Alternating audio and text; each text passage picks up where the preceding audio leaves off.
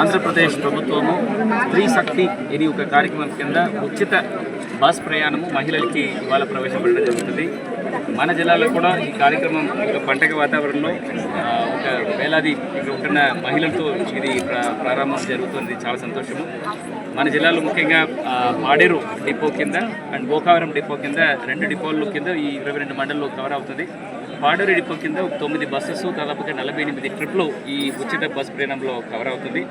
అలాగే రంపచోడవరంలో 8 బస్సెస్ దాదాపుగా 28 ట్రిప్లు దాంట్లో కవర్ అవుతుంది. మనకుంటున్న మోస్ట్ ఆఫ్ ద ఏరియాస్ దీంట్లో కవర్ అవుతున్నప్పుడు కూడా అక్కడక్కడ ఈ ఘాట్ సెక్షన్స్ వరకు దీని గురించిన కొత్త ప్రణాళిక, కొత్త రిక్వెస్ట్ ప్రభుత్వం దృష్టికి తీసుకోవాలి. అది కూడా దీంట్లో కవర్ చేయడానికి గౌరవ చైర్మన్ గారు, మన రీజనల్ చైర్మన్ గారికి కూడా ఆ రిక్వెస్ట్ ఇక్కడ ఉన్న మహిళలు చేయడం జరుగుతుంది. ఆయన కూడా చాలా పాజిటివ్గా తీసుకొని అది ప్రభుత్వ దృష్టికి తీసుకుంటామని చెప్పారు. ఇది చాలా ఒక గొప్ప కార్యక్రమము.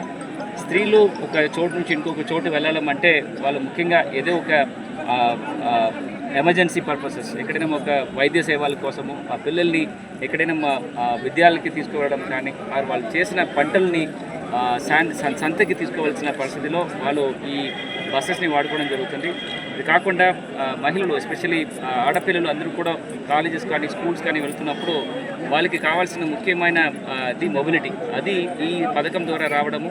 దీని ద్వారా ఖచ్చితంగా ఇక్కడ ఆర్థికంగా, కల్చరలీ పిల్లలు ఎస్పెషల్లీ చదువులో కూడా డ్రాప్అవుట్స్ తగ్గి వాళ్ళు స్కూల్స్ ఎన్రోల్మెంట్ పెరుగుతున్నాయి. దీని ద్వారా ఎదురు చూస్తున్నాము. ఇది ఖచ్చితంగా ఇక్కడ ఉన్న మహిళలందరూ కూడా ఎస్పెషల్లీ ట్రైబల్ ఏరియాస్లో ఇది చాలా ఇంపార్టెంట్. ఎందుకంటే ఇక్కడ ఉంటున్న ఖర్చులకి వాళ్ళు మామూలుగా వాళ్ళకు ఉంటున్న ఆర్థిక బలం లేనప్పుడు కూడా ఇప్పుడు ఆయన వరకు వాళ్ళు ఈ ట్రావెల్ చేయకుండా అవాయిడ్ చేయడం జరుగుతుంది. ఇప్పుడు ఏదైనా ఒక చిన్న విషయాలు వస్తే కూడా, అవకాశం ఉంటే కూడా వాళ్ళు వెళ్ళడానికి వీలుంటున్న వల్ల ఇది చాలా ఉపయోగము. వాళ్ళందరికీ కూడా నా అభినందనలు అండ్ ధన్యవాదాలు తెలియజేసుకొని గౌరవ ముఖ్యమంత్రి వారిలు అండ్ ఉంటున్న కూటమి ప్రభుత్వం అందరికీ కూడా స్పెషల్గా థ్యాంక్స్ ఇక్కడ ఉన్న గిరిజనుల ప్రజల ద్వారా ధన్యవాదాలు తెలియజేసుకుంటాను. మా ప్రభుత్వం ఆలోచిస్తుందంటే ఎక్కువ మంది ఫ్రీ బస్సు కాబట్టి మహిళలు ఎక్కువ మంది ఎక్కుతారు, ఓవర్లోడ్ అవుతుంది.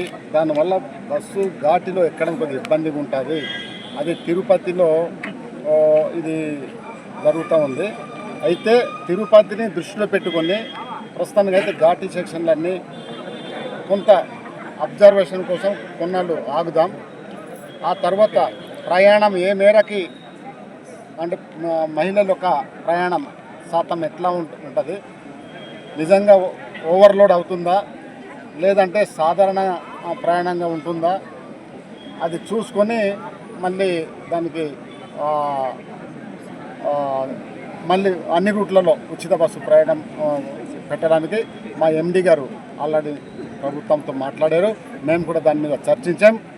ఈ 15 ఎన్నో సంవత్సరాల నుండి బస్సు సౌకర్యం లేక, గతంలో టీడీపీ హయాంలో బస్సు సౌకర్యం ఉండేది. వైసీపీ వచ్చిన తర్వాత ఆ రూట్లో బస్సు తీసారు. బూసిపుట్టు, కుమ్మడ, కొరవంగి ఈ రూట్లలో బస్సు తీసారు. ఇప్పుడు మన ప్రభుత్వం వచ్చిన తర్వాత మళ్ళీ ఆ బూసిపుట్టు బస్సు ఈ రోజు నుండి కలెక్టర్ గారి ద్వారా దాన్ని మేము పునరుద్ధరిస్తున్నాం. ఓకే.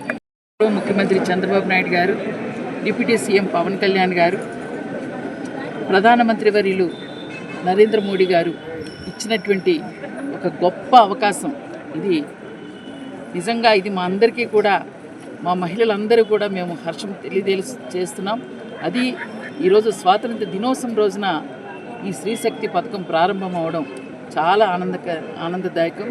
ఖచ్చితంగా ఇందాక చెప్పినట్టుగా ఏజెన్సీలోనే ఎక్కువ మంది మహిళలకు ఇది ఉపయోగకరంగా ఎక్కువ మంది ఈ పథకం అర్హులై ఉన్నాం కనుక ఖచ్చితంగా ఇది రాబోయే కాలంలో మా మహిళలందరికీ ఇది ఒక మాకు అంటే ఇంత మంచి పథకాన్ని మాకు ఇచ్చి మాకు ఆర్థికంగా భారాన్ని తగ్గించినటువంటి కూటమి ప్రభుత్వానికి మేము మా మహిళలందరి తరఫున ప్రత్యేకించి ధన్యవాదాలు తెలియజేస్తున్నాం. Thank you. ఇప్పుడు ఏమైనా చూసుకున్నట్టయితే 2 కార్యక్రమాలు కలిపి ఒకరోజు వస్తున్నాయి కదా, మన ఆదివాసీ దినోత్సవం రోజు ఒక రాఖీ పండుగ వచ్చింది. ఇవాళ స్వాతంత్ర దినోత్సవం రోజు ఇలాగ స్త్రీ శక్తి పథకం ప్రారంభించారు. ఇది ఏమన్నా కూటమి ప్రభుత్వం కూడబలకం చేస్తుందంటారు మేడం? పవిత్రమైన రోజులు, దేనికైనా ఒక పవిత్రమైన కార్యక్రమం చేపట్టేటప్పుడు ముహూర్తాలు చూసుకుంటాం. కానీ ఇక్కడ ముహూర్తాలు చూడకపోయినా ఆ భగవంతుడే దాన్ని అలా ఆ మంచి రోజుల్ని కలపడం, దాన్ని ప్రజలకు, మహిళలకు, రైతులకు, అలాగే మొన్న ఆదివాసీ దినోత్సవం రోజున మా అన్నదమ్ముడిగా గౌరవ ముఖ్యమంత్రి చంద్రబాబు నాయుడు గారు మన ప్రాంతం రావడం, మాకు ఎన్నో వరాల జల్లు కురవడం, ఇవన్నీ కూడా యాదృచ్ఛికంగా కాదు, భగవంతుడు ఇచ్చినటువంటి ఆ రోజులు కలవడం మా అదృష్టంగా భావిస్తున్నాం. Thank you.